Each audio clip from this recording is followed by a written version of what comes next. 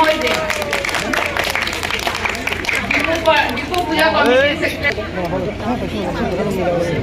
এই কমিটির দায়িত্বে থাকা সজল কুমার সিংহকে সম্বর্ধনা জ্ঞাপন করবে অর্পিতা বোস। সজল কুমার সিংহ এমসি এলে তাকে সম্বর্ধনা জ্ঞাপন করবে শ্রীমতী অর্পিতা বোস। সম্বর্ধনা জ্ঞাপন করবে শ্রীমতী জয়া দে।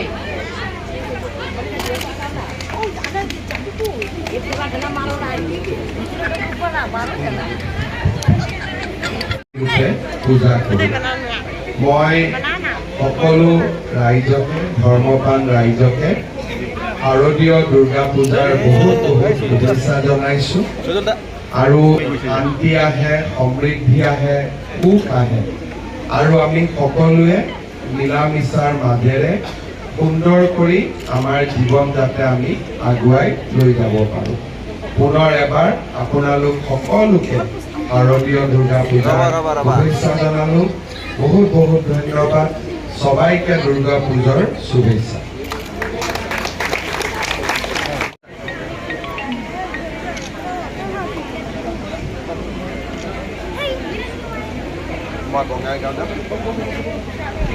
আমি নাট মন্দিরটা দেখি দেখতে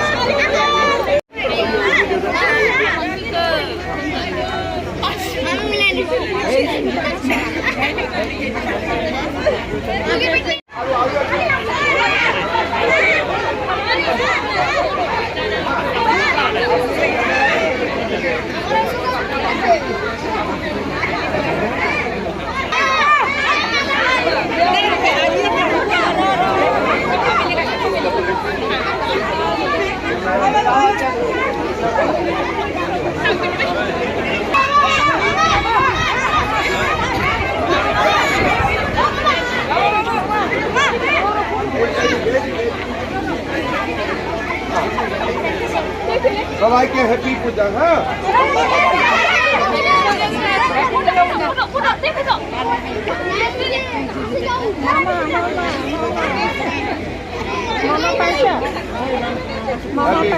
হ্যাপি পূজা হ্যাপি পূজা হ্যাপি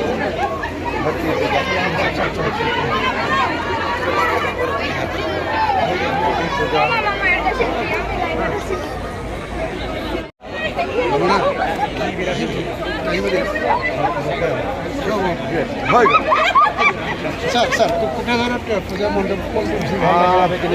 কোকৰাঝাৰৰ গোটেইবোৰ পূজা মণ্ডপ ধুনীয়া। বহুত কোনোবা 70 বছৰ হৈছে, কোনোবা 78 বছৰ, কোনোবা 50 বছৰ আৰু সকলোৱে পূজাত খুব ধুনীয়াকৈ সহযোগিতা কৰে। সকলো ধৰ্ম জাতিৰ মানুহে। মই সঁচাকৈ খুব ভাল লাগিলে আজি কোকৰাঝাৰত পূজা চাই। ভৱিষ্যতে সুযোগ পালে আকৌ কোকৰাঝাৰত